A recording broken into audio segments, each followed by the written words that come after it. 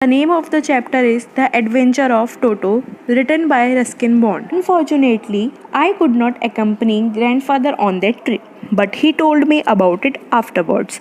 अब नैरेटर ही हमें पूरी स्टोरी के बारे में बता रहा है, तो वो बताते हैं कि किसी काम की वजह से या किसी भी रीज़न की वजह से वो ग्रैंडफादर के साथ उस ट्रिप पे नहीं जा पाए। कौन सी ट्रिप पे? यहाँ पे कौन सी ट्रिप की बात हुई है? देहरादून से सहारनपुर जाने की। किस लिए जा रहे थे वो? अपनी पेंशन लेने के लिए। लेकिन वो कहते हैं कि ग्रैंडफादर ने वहाँ से आने के बाद उन्हें सब कुछ बताया कि क्या क्या हुआ। A big black canvas kit bag was provided for Toto. Toto को ले जाने के लिए कुछ इंतज़ाम करना था, इसलिए उन्होंने एक ब्लैक कलर का बहुत ही बड़ा सा कैनवास बैग प्रोवाइड किया गया।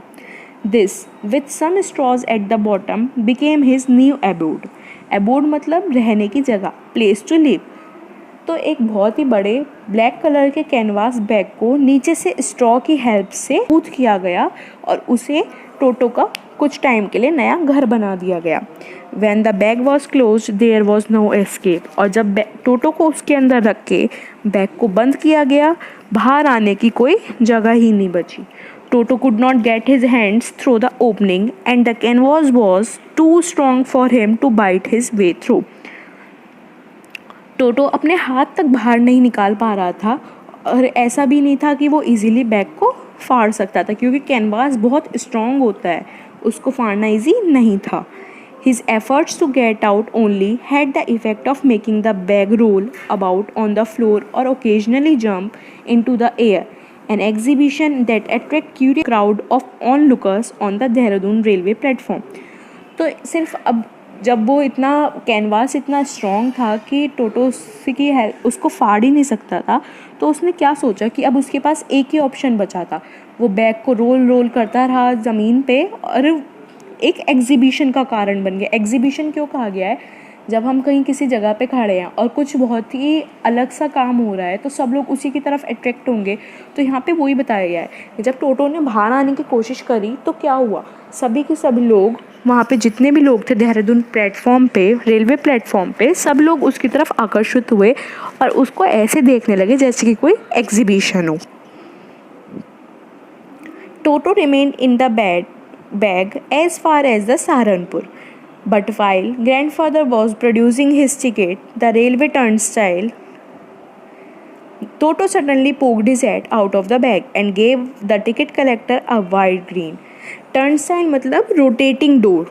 जैसे रेलवे स्टेशन पे एंटर करने के लिए एक डोर होगा जो रोटेट करता होगा, मतलब एक साइड से घुस जाओ, रोटेट करके नेक्स्ट डोर, रोटेट करके नेक्स्ट डोर, इस टाइप से। और ग्रिन मतलब वाइड ग्रिन मतलब a broad smile.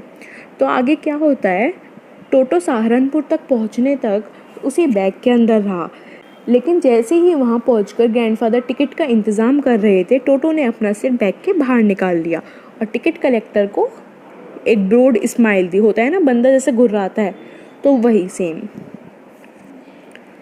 The poor man was taken aback, but with great presence of mind and much to grandfather's own annoyance, he said, "Sir, you have a dog with you. You will have to pay for it accordingly."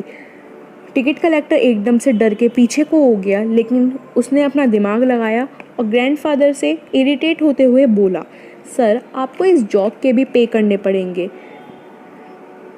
उसने यहाँ से dog क्यों बोला? क्योंकि bag से सिर्फ टोटो का सिर बाहर निकला था। उसे देख के वो टिकट कलेक्टर समझ नहीं पाया कि ये मंकी है और उसने सोचा कि ये एक डॉग है, और उसने कहा ग्रैंडफादर से कि आपको इसका भी टिकट खरीद के उसके लिए भी पे करना पड़ेगा। In vain did grandfather take Toto out of the bag. In vain did he try to prove that a monkey did not qualify as a dog or even as a quadruped.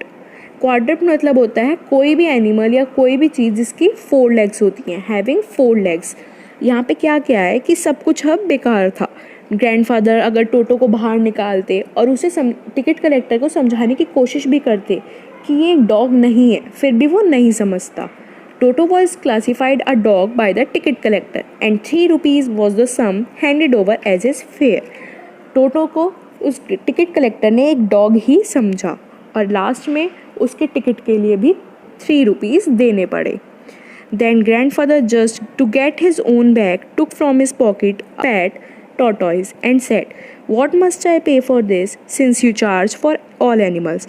Grandfather ने ticket collector से मजाक करते हुए अपनी जेब से tortoise निकाला। वो अपने साथ टॉर्टॉइस को भी लेके गए थे और उन्होंने अपनी जेब से टॉर्टॉइस का बाहर निकालते हुए टिकट कलेक्टर से पूछा कि मुझे इसके लिए क्या पे करना होगा, क्योंकि तुम तो सभी जानवरों के लिए चार्ज करते होंगे।